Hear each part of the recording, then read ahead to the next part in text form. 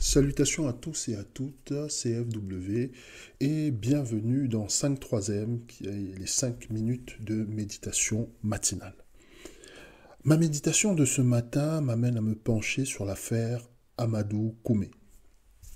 Qui est Amadou Koumé? Amadou Koumé, en fait, c'est un père de famille qui a succombé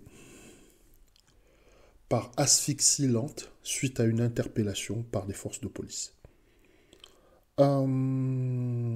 Cette interpellation, une interpellation donc durant laquelle les policiers donc 3 policiers l'ont maintenu au sol pendant 6 minutes et pratiqué plusieurs clés d'étranglement alors qu'il était en pleine crise de démence et qu'il avait les mains menottées dans le dos.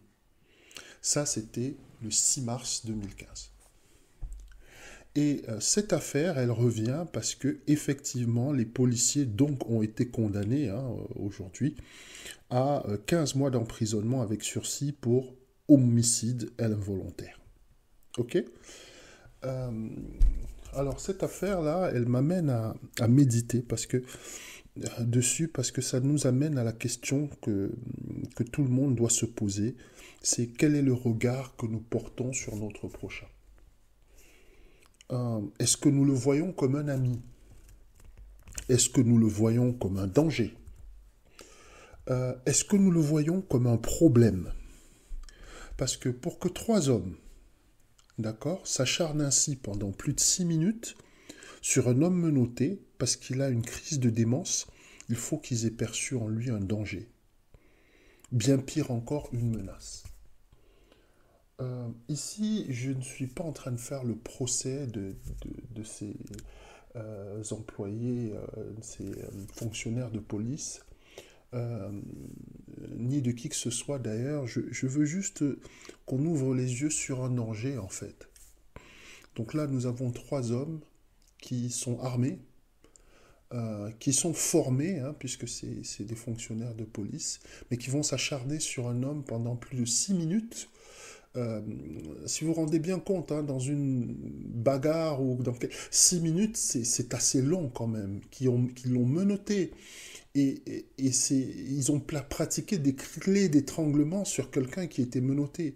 Et moi, ça m'amène à me poser une question, c'est que il faut qu'ils aient perçu un danger dans cet homme.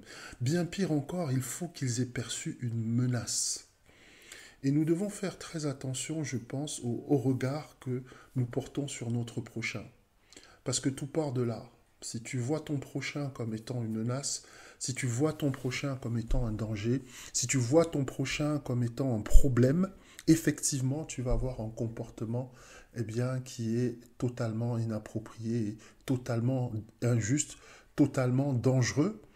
Et il y a quelque chose que nous devons comprendre.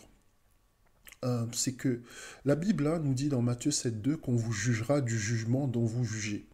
Cette énergie-là que tu projettes, c'est-à-dire qu'il y a une énergie très négative sur ton prochain, elle te revient.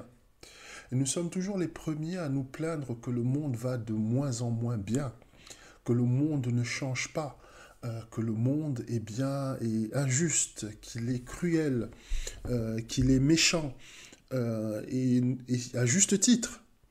Mais la vérité, c'est que le monde ne va changer réellement que lorsque nous allons voir dans notre prochain autre chose qu'une menace, autre chose qu'un danger, autre chose qu'un empêcheur de tourner en rond, un problème.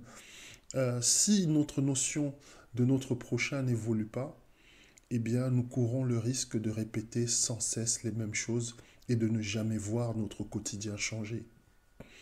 Et moi, cette situation m'a amené à méditer et à me dire qu'il y a beaucoup de choses qui doivent changer chez moi, dans ma manière d'aborder le monde, dans ma manière d'aborder mon prochain, dans ma manière de regarder mon prochain.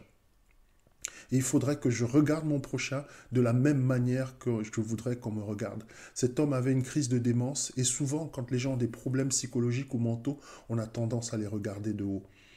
Et c'est ce qui est arrivé tragiquement. Ce regard-là a produit un homicide. Il y a une personne qui a été tuée.